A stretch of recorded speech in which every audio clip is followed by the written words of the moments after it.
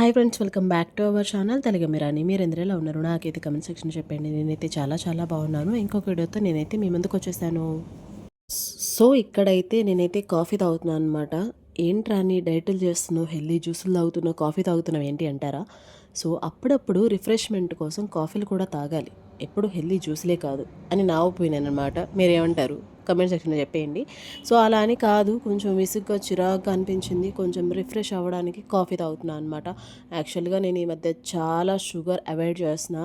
Sugar content foods ఏవి నేను తీసుకోను. బేసిక్గానే నేను షుగర్ కంటెంట్ తక్కువ ఉన్న ఫుడ్స్ తింటాను, అందులో కూడా ఇంకా తక్కువ అనమాట. సో ఎందుకో కాఫీ తాగితే మూడ్ కొంచెం రిలాక్స్ అవుతుంది అనిపించింది, అందుకని నేనైతే కాఫీ తాగుతున్నా. ఇక్కడైతే మా అబ్బాయి వాళ్ళ ఫ్రెండ్ నందు, వాడు మా ఇంటి ఎదురే ఉంటాడు, వాడిని మీకు ఇంట్రడ్యూస్ చేస్తున్నా. వాడు వచ్చేసి హాయ్ చెప్తున్నాడు అనమాట. అండ్ నెక్స్ట్ మా వాడిని 2026లో మీకు పరిచయం చేస్తున్నాను అనమాట.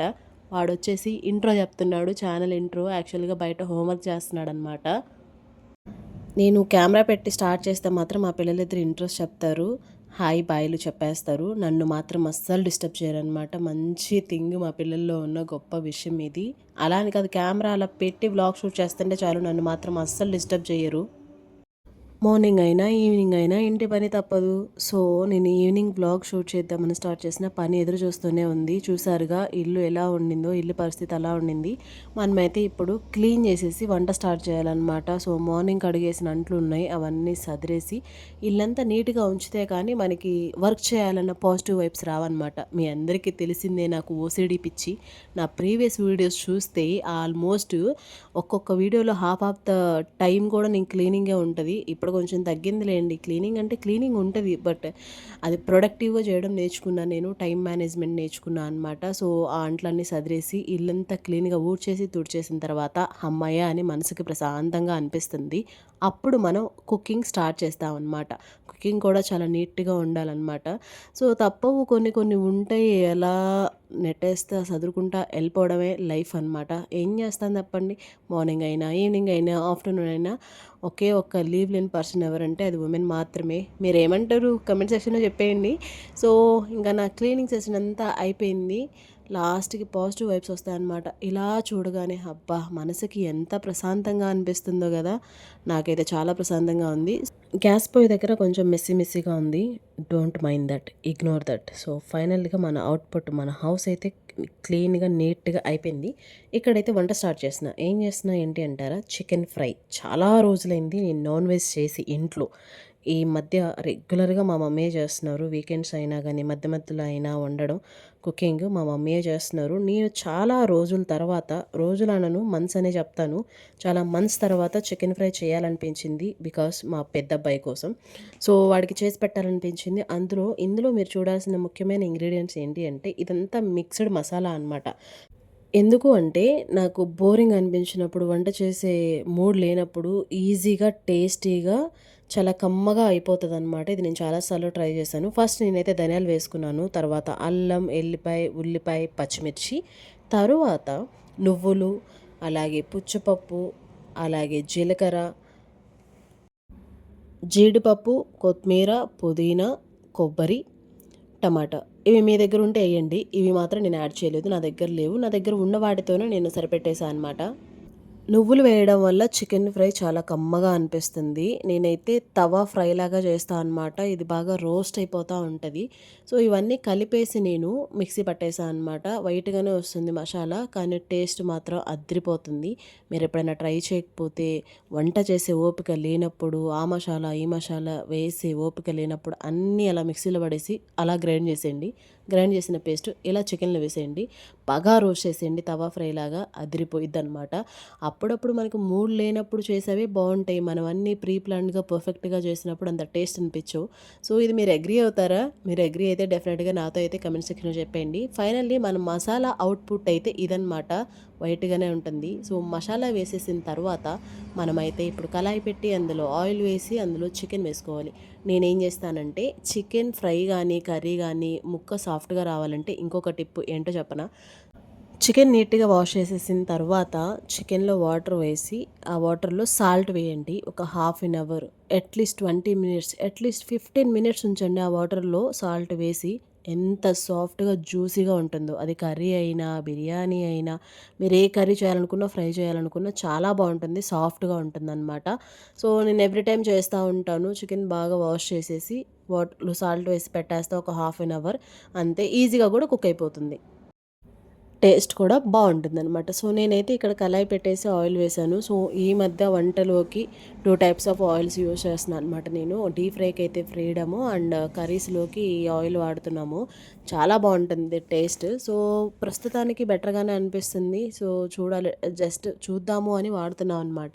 అండ్ బయట మా పిల్లలైతే హోంవర్క్ చేస్తున్నారనమాట. నేను ఒకవైపు వాళ్ళని చూస్తూ, ఒకవైపు ఇంట్లో పని చూస్తూ, ఒకవైపు కుకింగ్. ఇలా మల్టీ టాలెంటెడ్ వర్క్స్ మనం హ్యాండిల్ చేస్తూ ఉండాలనమాట. సో, తప్పదు గదా! అవన్నీ క్యారీ అయిపోతూనే ఉంటాయి. సో, ఫైనల్‌గా చికెన్ అయితే నేను వాటర్‌లో అలా పెట్టేశాను గదా! అది తీసేసి ఇప్పుడు మనం ఆయిల్‌లో వేస్తామనమాట. సో, ఇంతకీ మీరు ఫ్రై లైక్ చేస్తారా? కర్రీ లైక్ చేస్తారా? చికెన్ ఫ్రై లవర్స్ ఎవరైనా ఉంటే కామెంట్ సెక్షన్‌లో చెప్పేయండి. సో, నేనైతే ఇక్కడ వాటర్‌లో నానబెట్టేసిన చికెన్‌ని ఆయిల్‌లో వేసుకొని ఫ్రై చేసేస్తా అనమాట. సో, నాన్ వెజ్‌లోకి 2 టైప్స్ ఆఫ్ కారంలు వాడతాను నేనైతే. ఒకటి గొడ్డు కారం, ఇంకొకటి సాంబార్ కారం. మీరందరూ నా ప్రీవియస్ వీడియోస్ చూస్తే మీకు తెలుస్తుంది. మేము గొడ్డు కారమే అంటాం. ఎందుకంటే అది రాగా ఉంటుంది కారము. అందులో ప్లెయిన్ జస్ట్ సాల్ట్ కూడా వేయమనమాట. ప్లెయిన్ ఎండుమిర్చిని పొడి చేస్తే ఎలా ఉంటుందో దాన్ని గొడ్డు కారం అంటారు. మసాలాలు యాడ్ చేసేదాన్ని సాంబార్ కారం అంటారనమాట. సో, నాన్ వెజ్‌లోకి ఎక్కువ మేము గొడ్డు కారమే యూజ్ చేస్తాము. చాలా బావుంటుంది. సో, నేను ఇంకా అల్లం వెల్లుల్లి పేస్ట్ అవేమి ఎయట్లేదు. ఎందుకంటే మనం అన్నీ కలిపేసి మిక్సీ పట్టేసాం కాబట్టి ఆయిల్‌లో వెంటనే చికెన్ వేసిన తర్వాత సాల్ట్ వేయాలి ముక్కకి పట్టడానికి. నేనైతే అలానే వేస్తాను. అండ్ పసుపు కూడా వేశాను. నేను ఇక్కడ ఒక హ్యాండ్‌తో ఫోన్ పట్టుకొని ఇంకొక హ్యాండ్‌తో అలా తిప్పడం వల్ల మీకు అలా కదులుతా ఉంది. సో, ఏమనుకోకండి. ఇంకా నేను సాల్టు, పసుపు వేసేసిన తర్వాత అది కలిపేసి, తిప్పేసి, మూత పెట్టేసి, అందులో వాటర్ వచ్చేసి అవన్నీ బాగా ఇంకుతున్న టైంలో మనం ఏం చేయాలి అంటే చెప్పేస్తా అనమాట. సో, ఈ ప్రాసెస్ అంతా కూడా సిమ్‌లో చేస్తే బావుంటుంది. హైలో చేస్తే అంత టేస్ట్ రాకపోవచ్చు. మేబీ ఏదైనా గానీ సిమ్‌లోనే ఆ వాటర్ ఇంకేంత వరకు కొంచెం హై ఫ్లేమ్, కొంచెం మీడియం ఫ్లేమ్ పెట్టుకుంటా ఉంటే బావుంటది. నేనైతే హై, మీడియం 2 పెడతా కూడా చాలాసేపు మీడియం ఫ్లేమ్ పెట్టేశాను. తర్వాత ఇంకా లేట్ అయిపోతుందని హై ఫ్లేమ్‌లో పెట్టేసి వాటర్ ఇంకుతున్నాయన్నమాట. అప్పుడే నేను మళ్ళీ హై ఫ్లేమ్ పెట్టేసి బాగా వాటర్ ఇంకేదాకా తిప్పుతూ ఉన్నా అనమాట. చికెన్ తొందరగానే కుక్ అయిపోతుంది. అందులో మనం సాల్ట్ వాటర్‌లో నానబెట్టేసాం కాబట్టి మనకి ఎక్కువ టైం పట్టదు. 15 మినిట్స్‌లో అయిపోతుంది. సో, ఫైనల్లీ మనం చేసిన మసాలాని చికెన్‌లో వేసేసామనమాట. సో, మసాలా వేసిన తర్వాత బాగా తిప్పేసి అలా వదిలేస్తే అది చిక్కబడే వరకు ఉంచితే సరిపోతుందనమాట. సో, నేను ఎక్కువ హై ఫ్లేమ్‌లో పెట్టేసేస్తా. ఇది లాస్ట్‌కొచ్చేసరికి హై ఫ్లేమ్ పెడితే చాలా బావుంటుందనమాట. ఈ మసాలా పచ్చి వాసన, వాటర్ అంతా ఇంకేంత వరకు కొంచెం హై, మీడియం పెట్టుకుంటా.